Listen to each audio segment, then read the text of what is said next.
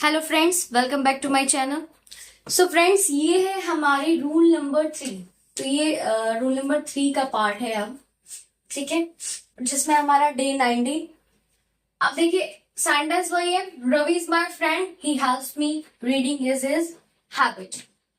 अब देखो, हमने जैसे कि 2 वीडियो में जान लिया था कि जो सब्जेक्ट है वो नाउन का भी वर्क करता है और प्रोनाउन का भी वर्क करता है।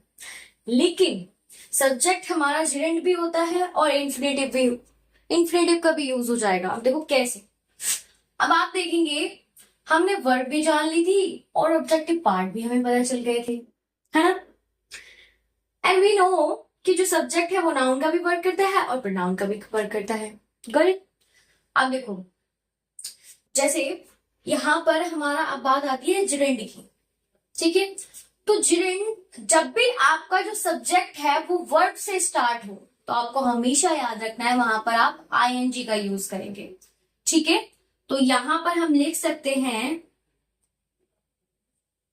Verb plus ING. जैसे रीडिंग, यहां पे देखो, रीडिंग इज हिज हैबिट, यानी कि पढ़ना उसकी आदत है। तो इसमें क्या हो रहा है, जो अब यहाँ पे देखो, reading without understanding is a bad habit.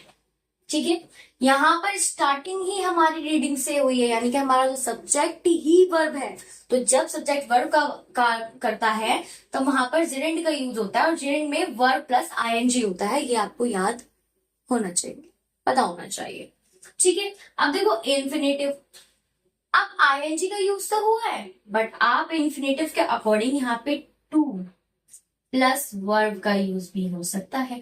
जैसे to read, to read, to running, to sing. Got it. इस तरीके से तो ये जानना था हमें। अब देखो, अब हमने क्या जाना, हमने सब्जेक्ट जाना क्या होता है, हमने वर्ब जाना, ऑब्जेक्टिव पार्ट भी हमें पता चल गए। ठीक है, हमें पता चल गया कि जो सब्जेक्ट है वो नाउन का भी वर्क करता है और प्रोनाउन का भी वर्क करता है। लेकिन अगर जो सब्जेक्ट ही वर्ब से स्टार्ट हो जाए तब वहां पर हम क्या यूज करेंगे, वर्ब प्लस आईएनजी, वहां पे आईएनजी का यूज होगा। लेकिन अगर हमें आईएनजी का यूज नहीं करना है तो हम उसे टू रीड करके भी सेंटेंस बना सकते हैं। जैसे to read is his habit.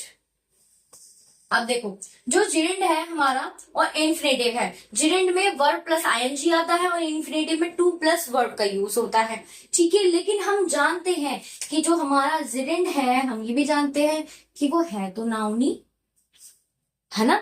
आप गूगल भी कर सकते हैं, गूगल पे भी सर्च करके देख सकते हैं, जो हमारा जिरेंड है वो नाउन का ही यूज होता है, यानी कि नाउन ही हमारा जिरेंड से बना है। तो इतनी बेसिक हमें पता होनी चाहिए।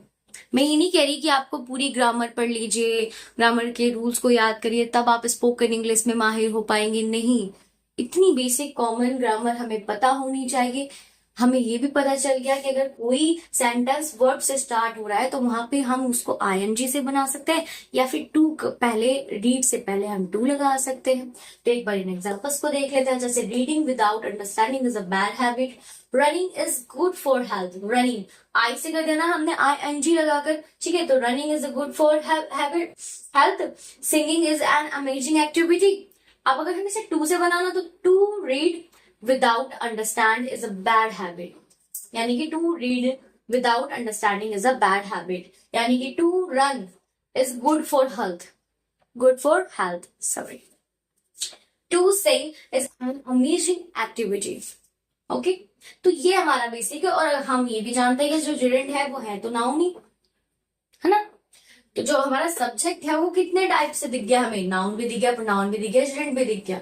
ओके, और इन्फिनेटिव का यूज आप वर्ड से पहले टू का यूज करके करना सकते हैं। ठीक है, सो ये थी हमारी वीडियो और ये था हमारा third rule. And I hope आपको बहुत ही अच्छे तरीके से ये बेसिक क्लियर हुआ हो। अब फोर्थ रूल के लिए थोड़ा सा इंतजार करिए, मिलते हैं नेक्स्ट वीडियो में। Bye, take care.